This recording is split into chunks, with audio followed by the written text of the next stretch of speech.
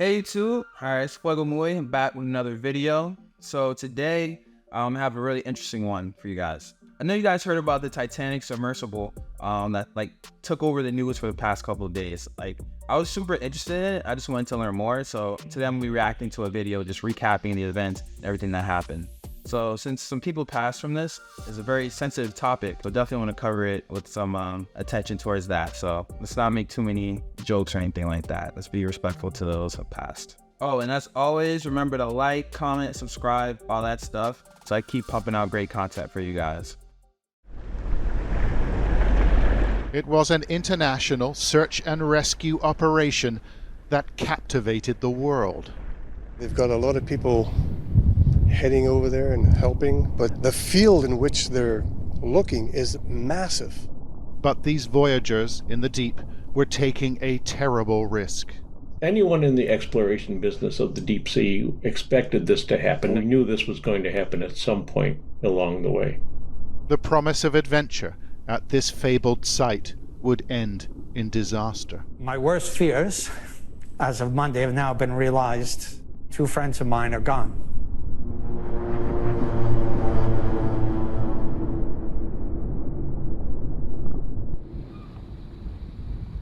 St. John's, Newfoundland is a rocky outpost on the edge of the North Atlantic. Alright, first things first, just off in this video, I think it's very proper. I was expecting this.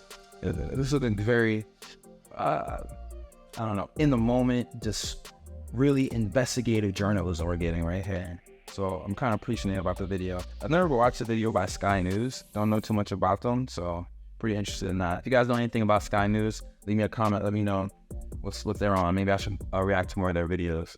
It's deep water port used by fishermen and traders and adventurers heading to the wreckage of RMS Titanic. On Friday, 16th of June, a supply ship called Polar Prince slipped out of the harbour, setting a course for the southeast. On board, an experimental craft, a submersible, built by a company. Okay, if I'm gonna jump into a submarine, I definitely don't want one of the adjectives that's used to describe it as experimental.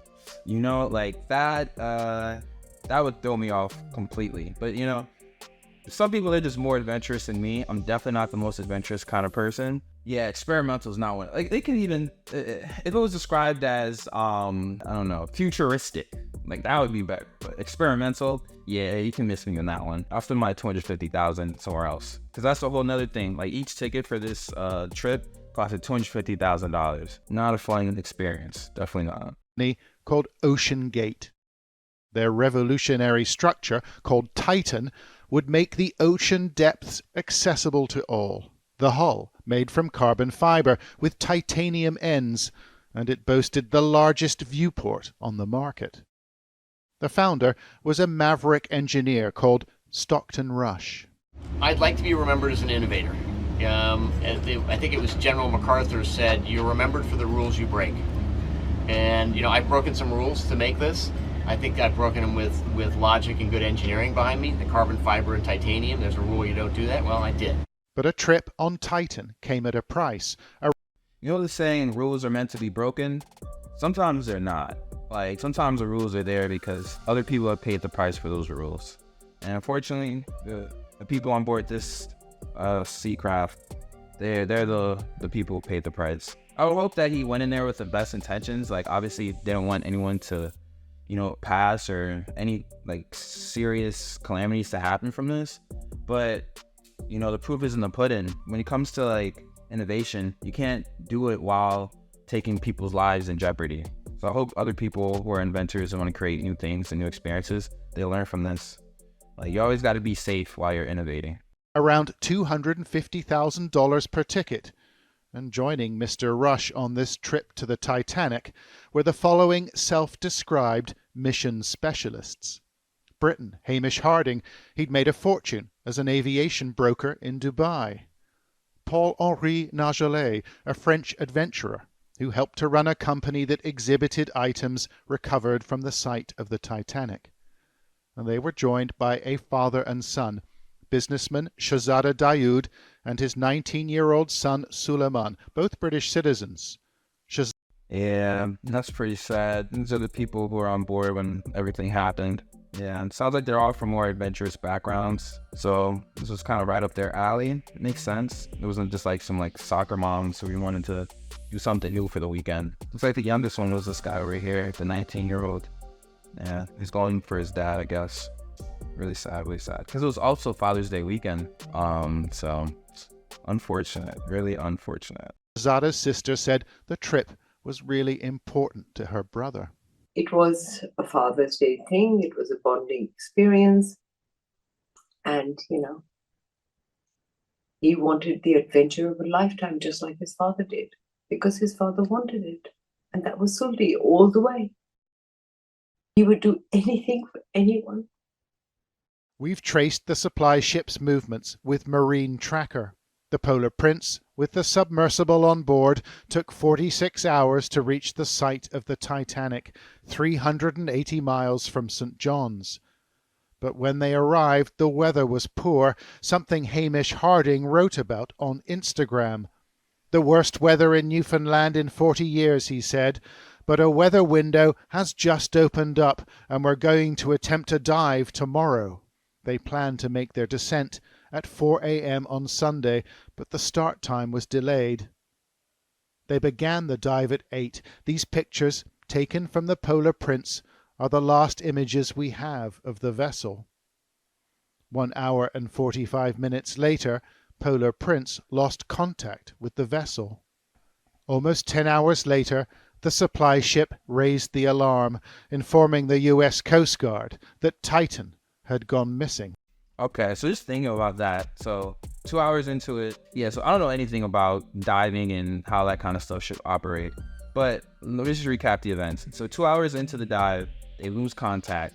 And then at 10 hours, 8 hours later, they finally contact the Coast Guard. So maybe you're supposed to wait that long. Maybe it's like, oh, you can't call the Coast Guard until 10 hours that you haven't had contact with the sub or whatever. Yeah, like kind of like you can't report a missing person until 24 hours after they went missing. But either way, that's a long time. Like if they were in trouble at hour 2, to think they're okay at hour 10 is insane. But yeah, let's keep watching the video, see what actually happened. If they could have got help sooner, then things could have went better for them. But yeah, let's keep watching the video.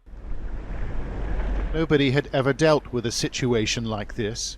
There was a missing 22-foot submersible in waters 4 kilometers deep, with no plan and no vessel to conduct a rescue. The U.S. Coast Guard needed help.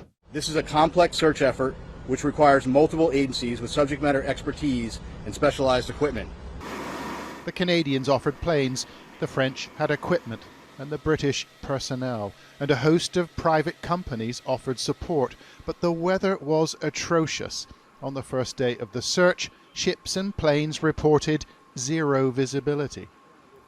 The people of Newfoundland knew it would be tough. We interviewed the Premier of the province. We've had one of the worst springs on record, the worst spring since 1943, which of course is bad enough being on land. It's absolutely terrible being 600 kilometers off our shores. We're talking, 12-foot waves, heavy fog, very difficult search and rescue conditions. They've seen tragedy on the high seas on this island before, and they've mounted complex rescue efforts from here as well. But no one, not the Americans, not the Canadians, have been involved in an operation like this. Not at these distances, and not at these depths. So pretty much they're attempting the impossible, or what has never been done before. Attempting a rescue at depths that never been done. Trying to rescue people at size that never occurred before. I mean, in circumstances like that, you can't really blame anyone who attempted to help. I think just trying to save some people in that kind of situation is pretty admirable. I don't know, me, they've been on their own. But, we got some real crazy people out there who are willing to risk their lives trying to help others. So, salute to all you guys. Thank you for your efforts. Of previous expeditions organised by OceanGate came forward, citing concerns about safety and communication failures on board. The company sent 28 people to the wreck of the Titanic last year. Hold on, so let's run that back, because I don't think I heard what I just thought I heard. Expeditions organized by OceanGate came forward, citing They've seen tragedy on the high seas on this island before, and they've mounted complex rescue efforts from here as well. But no one, not the Americans, not the Canadians, have been involved in an operation like this. Not at these distances, and not at these depths. Members of previous expeditions organized by OceanGate came forward, citing concerns about safety and communication failures on board. The company sent 28 people to the wreck of the Titanic last year. Industry insiders said they'd long raised concerns about the submersible's design. Nothing goes catastrophically wrong on the first instance of just bad work. Like, usually what happens is something's been bad for a really long time. And then that's when someone gets hurt or someone passes. So it sounds like they've had complaints about these poor design issues and just like poor testing and just poor communication, things like that. They've had those concerns for a long time and just wasn't taken seriously. And now the people on board the vessel this past weekend, they're the ones who are paying for it. Really sad, man. But it just goes to show, like, you really got to take complaints seriously. Like, you got to take QA, quality assurance, very seriously. You got to make sure you're doing your due diligence to make sure the things that you're developing are safe and won't harm. The exploration business of the deep sea expected this to happen, and we knew all the difficulties there would be about how do you recover from that. If the sub is stuck on a shipwreck, if they lose batteries, if they're caught on the bottom some other way, and nothing was done about it. You know, there are no policies, there's no plan, there's nothing. Within a matter of days, St. John's became the staging post for this dramatic ad hoc rescue mission, and we saw supply ships like the Horizon Arctic being hurriedly loaded with a deep-sea winch and a sophisticated submersible lent by the US Navy. And the operation was given new impetus when officials said sonar buoys had picked up repetitive sounds in the ocean. Were the 5 men still alive in their chamber?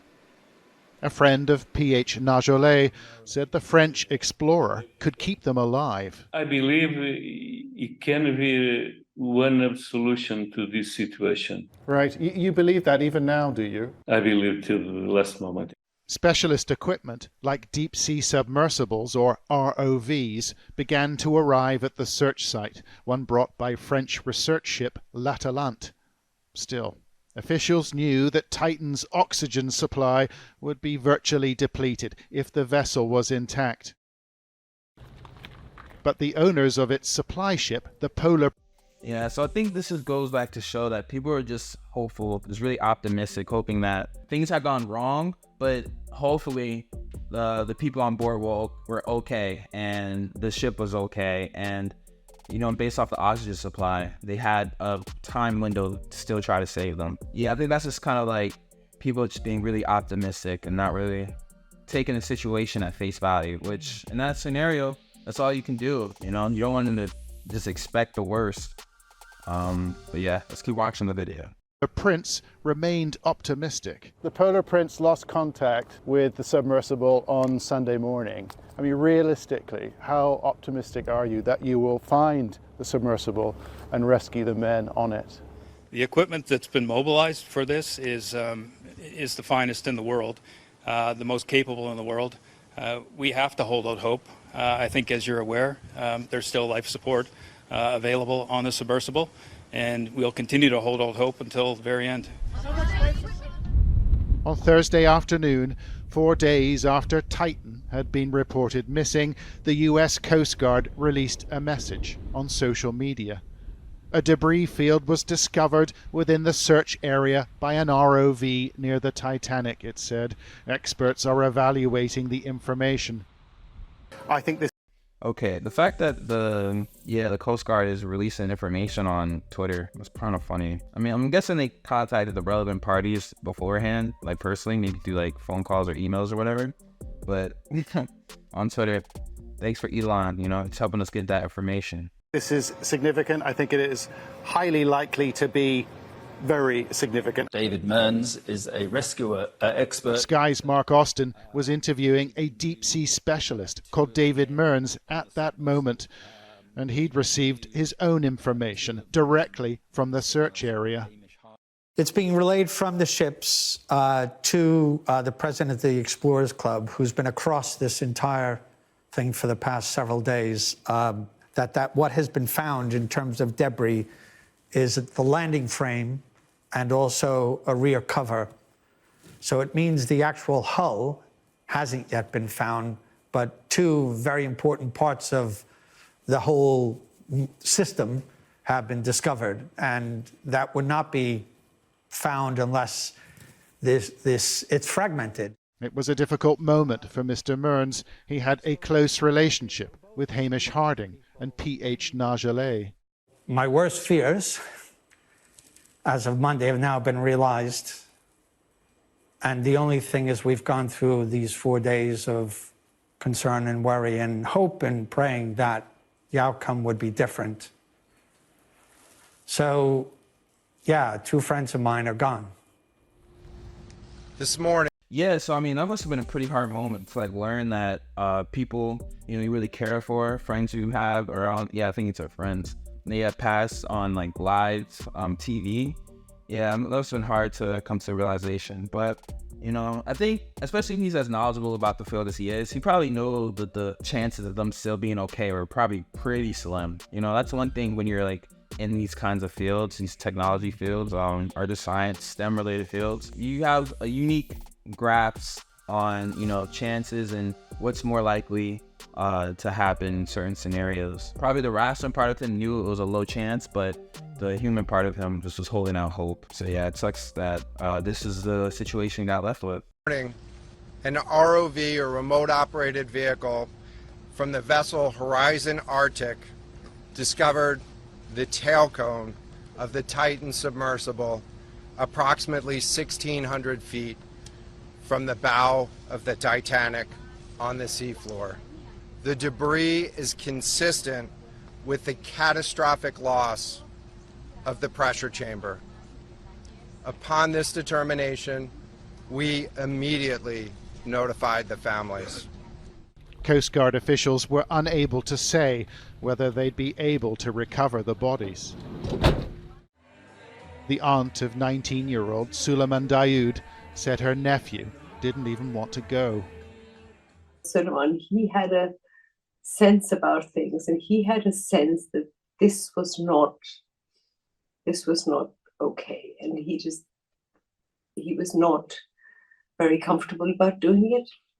To be honest, as terrible as this sounds, at least knowing that they wouldn't have had time to know, they would have just been sat there enjoying themselves, and then suddenly, boom, and it was over. To know that my Sully didn't feel a moment's pain.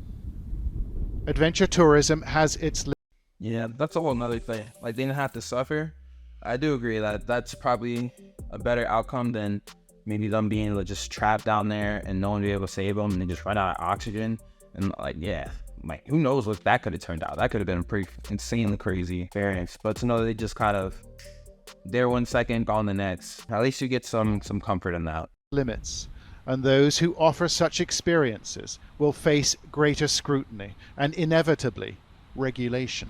There does need to be more regulation. I just hope that there's a way to do this more safely, but not to stop it altogether.